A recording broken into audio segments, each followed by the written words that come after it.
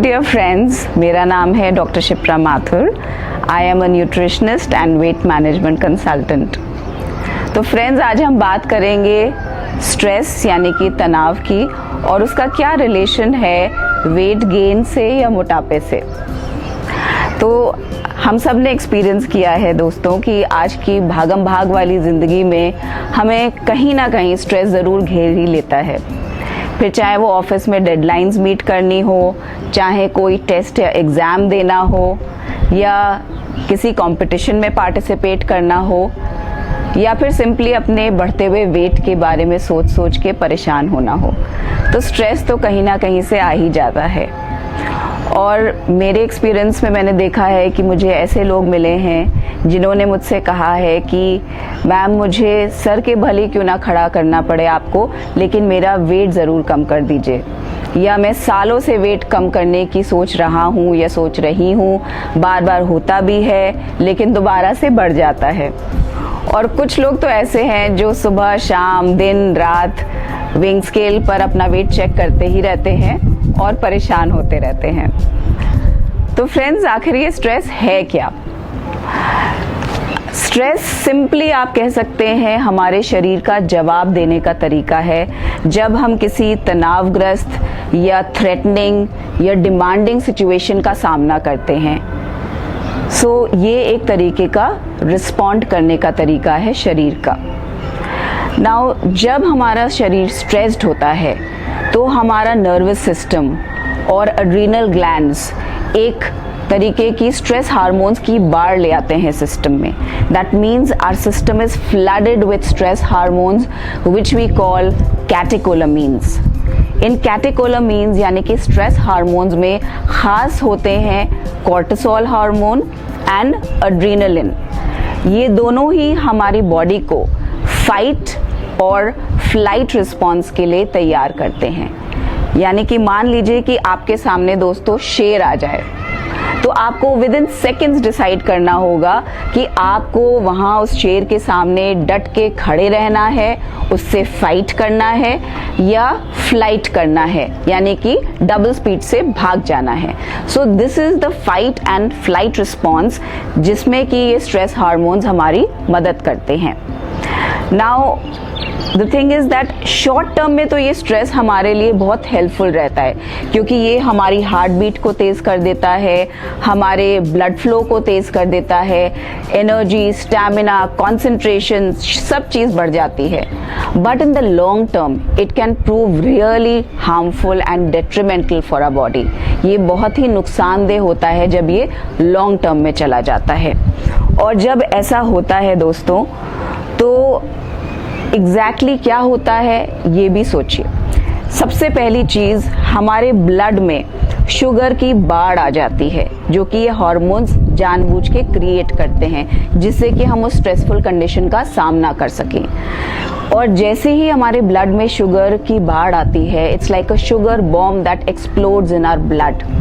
तो बाकी सेल्स को एनर्जी नहीं मिल पाती है and they start complaining to the brain कि हमें तो एनर्जी मिल ही नहीं रही है। सो दोस्तों, एनर्जी आती कहाँ से? एनर्जी आती है खाने से, फूड से। So the brain start sending signals of hunger, यानी कि हमें भूख के सिग्नल्स लगने लगते हैं and we start craving for food.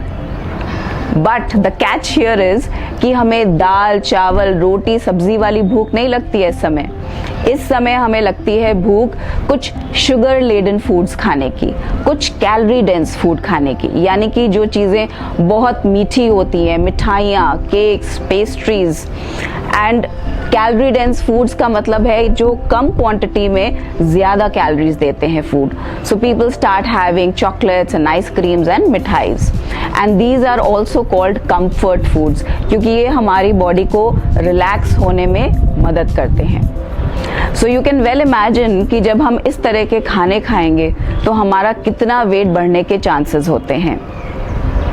And there is one more unfortunate thing here. कई बार ऐसा होता है कि लोगों के बॉडी में जब उनको फील होता है कि अब स्ट्रेस नहीं है, मेरा माइंड बिल्कुल रिलैक्स्ड है, और उनको लगता है कि अब तो वो स्ट्रेसफुल सिचुएशन चली गई है, तब भी हमारी बॉडी में कॉर्टिसोल हार्मोन बना रहता है, बढ़ा रहता है। रीज़न बीइंग कि आप ये समझ सकते हैं कि ब्रेन और एड्रीनल ग्लैंड जो होता है, इन दोनों में कम्युनिकेशन गैप हो जाता है। They are not in sync with each other. So ये ब्रेन और एड्रीनल ग्लैंड के सिंक में ना होने के कारण हमारे स्ट्रेस हार्मोन्स बढ़े रह जाते हैं और ये हमें बार बार खाने के लिए उत्साहित करते हैं। सो ये शॉर्ट टर्म से होकर के लॉन्ग टर्म में चला जाता है stress, because I know there are people जो क्रॉनिक स्ट्रेस फेस कर रहे हैं और उसके कारण कई सारी बीमारियों का भी शिकार हो रहे हैं। Now there is another major factor here. जैसे मैंने आपको बताया था कि स्ट्रेस में हमारे ब्लड के शुगर लेवल्स बढ़ जाते हैं और एक और चीज़ होती है कि हमारा इंसुलिन हार्मोन जो कि शुगर लेवल को कम करता है वो भी नहीं बनता, जिससे कि शुगर हमारी बॉडी में बनी रहे। ऐसी कंडीशन में जो भी हमारी ब्लड शुगर बढ़ी होती है वो सारा का सारा शरीर यूटिलाइज नहीं कर पाता है, उसका इस्तेमाल नहीं कर पाता है, तो वो जाकर के हमारी बॉडी में फैट के फॉर्म में स्टोर हो जाती है। यानी कि आप मान सकते हैं कि 80 to 90% ये शुगर फैट के फॉर्म में कन्वर्ट होती है और केवल 10-20% ही हमारा शरीर इसको इस्तेमाल कर पाता है। Then there is another factor, मैं आपको एक के बाद एक बता रही हूँ, बट डरिएगा मत, this is just to make you aware. इसके अलावा जैसे कि हम लोग घबराते हैं पेट के मोटापे से, सो अब्डोमिनल ओबेसिटी एक बहुत बड़ा कारण है तरह तरह की बीमारियों का, इंक्लूडिंग मेटाबॉलिक सिंड्रोम, जिसमें कि हमारा blood sugar level, blood pressure, blood के जो फैट्स या लिपिड्स होते हैं यानी कि कोलेस्ट्रॉल, ट्राइग्लिसराइड बढ़ जाते हैं। सो स्ट्रेस से सबसे बड़ा नुकसान ये होता है कि हमारे पेट पे मोटापा आ जाता है। आप कह सकते हैं कि जो हमारा अब्डोमेन का यानी कि पेट का फैटी टिश्यू होता है, जिसको हम लोग अब्डोमिनल एडिपोज टिश्यू कहते हैं, यहाँ पे बहुत सारे कॉर्टिसोल रिसेप्टर्स होते हैं। कॉर्टिसोल रिसेप्टर्स फोर्स करते हैं इस फैटी टिश्यू को कॉर्टिसोल हार्मोन की बात सुनने के लिए।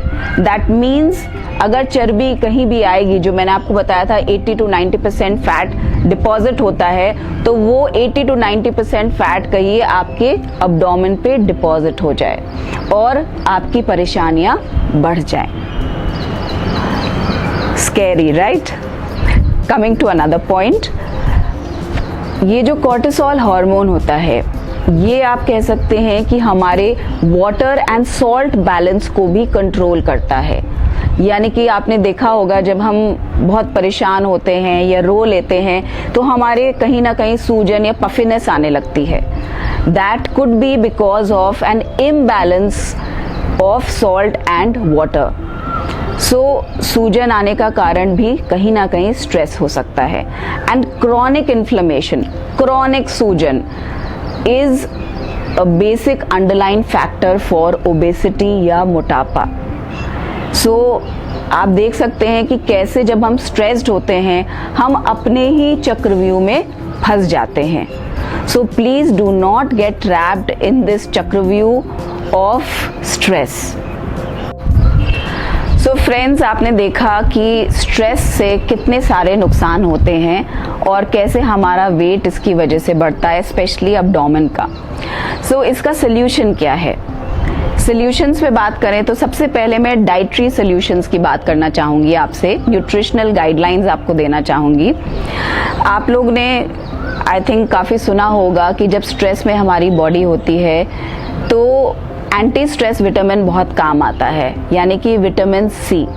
ये vitamin C anti stress vitamin के नाम से भी जाना जाता है।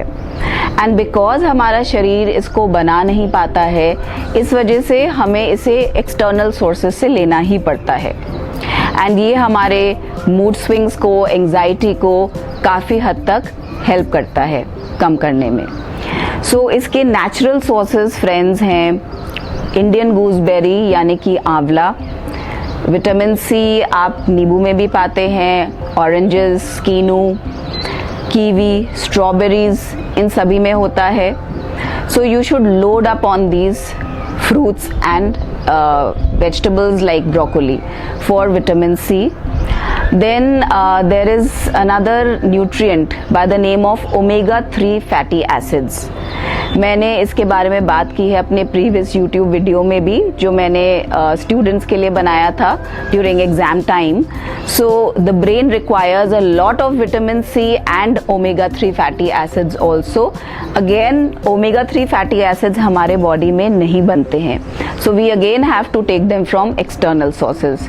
और ओमेगा 3 फैटी एसिड्स हमारे घर में जनरली जो अखरोट होते हैं यानी कि वॉलनट्स, बादाम यानी कि आमंड्स में होते हैं, चिया सीड्स, फ्लैक्स सीड्स यानी कि अलसी के बीज, and these are the main sources. And one rich source is fish oil, especially salmon fish oil, which is very rich in omega 3 fatty acids.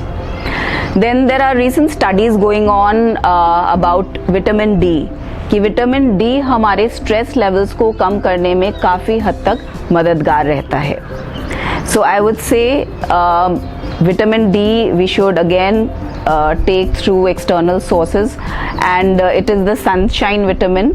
Between 10 to 3 की जो धूप होती है वो काफ़ी हेल्पफुल रहती है. और मैं आपको एक और फैक्ट बताना चाहूँगी कि विटामिन डी जो हमें धूप से मिलता है वो हमारी बॉडी में ज़्यादा समय के लिए रहता है in comparison to the vitamin D जो हमें डाइट से मिलता है. So don't forget the sunshine. Then we have a nutrient by the name of magnesium. Magnesium is also an anti-stress nutrient. This is found very well in green leafy vegetables, nuts और seeds. आजकल seeds का काफ़ी प्रचलन बढ़ गया है. Sunflower seeds, pumpkin seeds, all these seeds, and soybean, मटर, इन सब चीज़ों में होता है. आप लोग और sources भी इसके देख सकते हैं. Then we have green tea and chamomile tea, which are very soothing for the system because they help you to relax. So friends, ये बात हो गई nutritional guidelines की. Another major factor for being anti-stress is to do a lot of physical activity and exercise also.